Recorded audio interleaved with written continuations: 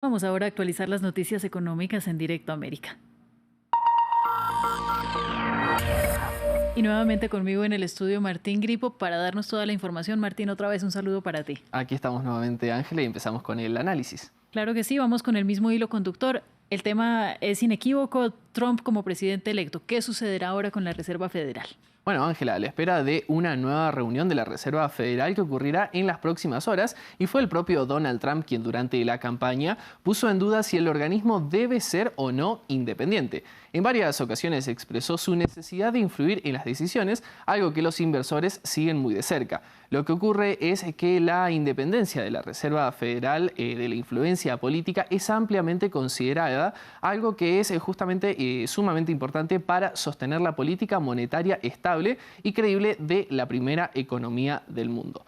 Una autonomía que le permite a la Reserva tomar datos económicos para promover, por ejemplo, el máximo empleo y los precios estables, y todo esto sin tener en cuenta las presiones económicas, algo que con Trump está por verse si cambia o no. Y muchos especialistas aseguran que mantener una reserva independiente es esencial para el control de la inflación, para cuidar la confianza del público en la moneda y apoyar un crecimiento económico sostenible, Ángela. Bueno, y he aquí la pregunta. Entonces, ¿el presidente de Estados Unidos no puede interferir en las decisiones del organismo?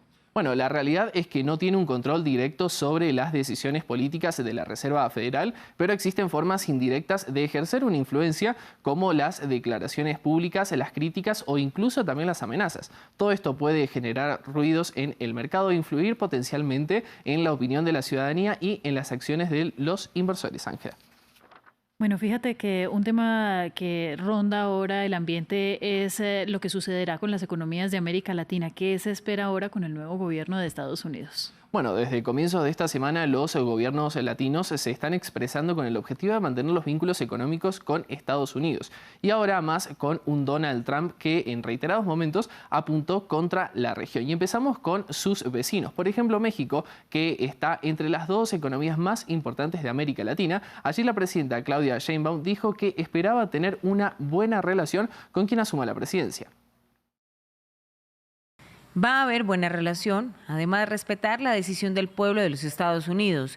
En el momento que ya los órganos electorales hayan tomado su decisión definitiva, en ese momento, pues estableceremos la relación con quien gane los comicios y estoy segura que va a haber una buena relación. La gobernante mexicana, que ya lleva poco más de un mes en el cargo, resaltó que su gobierno ya está haciendo un trabajo muy importante con autoridades y empresarios, especialmente enfocado en el tratado comercial México, Estados Unidos y Canadá. Y las declaraciones de Sheinbaum se dan a pesar de que Donald Trump prometió imponer aranceles de hasta el 100% a México si no consigue frenar la migración hacia Estados Unidos. Ahora, en República Dominicana, otro país con fuertes vínculos con Washington, las autoridades nacionales esperan que el nuevo gobierno de Trump apoye las economías emergentes latinoamericanas para frenar la migración. Escuchemos. Hoy en día hay una gran inquietud por el tema migratorio. Se podría mitigar si la gente estuviera bien en sus países y no tuviera la necesidad de moverse en búsqueda de otros horizontes. Estados Unidos debe apoyar las economías emergentes porque es beneficioso para todos. ¿Y qué ocurre más al sur? Bueno, Ángela, el presidente de Brasil, Luis Inácio Lula da Silva, había dicho que Kamala Harris sería la mejor opción para las economías de América Latina, mientras que su homólogo argentino, Javier Milei, se muestra positivo ante la llegada del líder republicano, quien esta mañana dijo que Estados Unidos ahora puede contar con Argentina para llevar adelante su tarea y le envió éxitos y bendiciones. Bueno, ahí vemos también ya los posicionamientos políticos. En esta elección también se votaron algunos referendos relacionados con la economía. Hablemos de eso ahora. Bueno, concretamente relacionados con los salarios, porque el salario mínimo federal para los trabajadores que reciben propinas se ha mantenido en $2,13 por hora desde 1991. En aquel entonces se equivalía a la mitad del salario mínimo regular de $4,25, pero el Congreso no ha logrado aumentar el mínimo para los trabajadores que perciben propinas, aunque sí ha aumentado periódicamente el salario base regular. Hoy el salario mínimo para los trabajadores que reciben propinas es menos de un tercio del salario mínimo federal completo de $7,25, Ángela. Bueno, y si lo revisamos por estados, ¿qué sucede? Bueno, California pretendía aumentar el salario mínimo estatal a $18 por hora. Arizona quiere permitir que a los trabajadores que reciben propinas se les pague un 25% menos por hora que el salario mínimo, siempre que la compensación total del trabajador esté por encima del salario mínimo federal. En Massachusetts se busca aumentar el salario mínimo para los empleados que reciben propinas para cumplir con justamente el salario mínimo estándar del estado. Es decir, aproximadamente subiría de $6,75 a $15 por hora.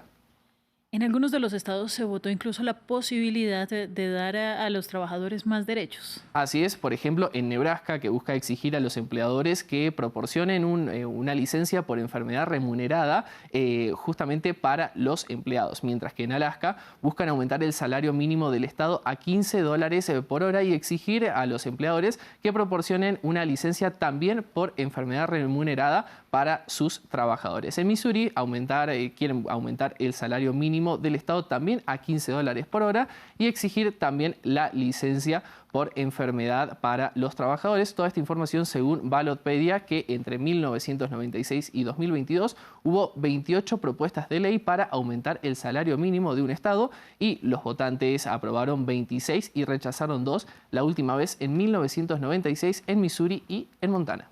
Bien, y como es costumbre, te pido los indicadores para cerrar esta sección. Así es, Ángel, y cerramos con las acciones europeas que subieron más de un 1% este miércoles en medio del avance en los futuros de las acciones estadounidenses y luego de la victoria de Trump. Aunque las acciones de los grupos europeos de energía limpia se desplomaron, ya que los inversores se preocuparon por un posible desmantelamiento del apoyo estadounidense a las energías renovables y la política climática. Y aquí es importante recordar que el presidente electo había prometido en campaña imponer un arancel del 10% a la importación de todos los países si ganaba y dijo que la Unión Europea tendría que pagar un alto precio por no comprar suficientes exportaciones estadounidenses. Pues Martín, más claro no puede quedar. Muchísimas gracias a ti. Hasta la próxima. Claro que sí. Vamos ahora.